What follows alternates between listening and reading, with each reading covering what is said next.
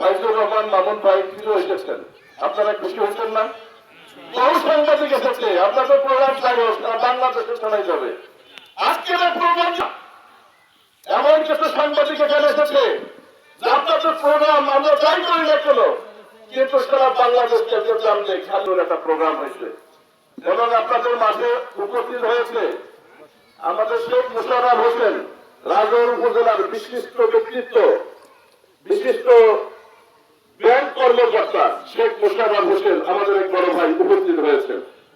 বিশিষ্ট সমাজসেবক, বিশিষ্ট ব্যাংক, সাবেক ব্যাংক কর্মকর্তা, রাজনের বিশিষ্ট ব্যক্তিত্ব উপস্থিত হয়েছেন।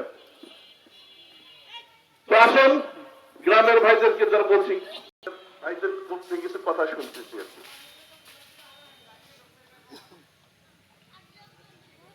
এখন অন্যান্য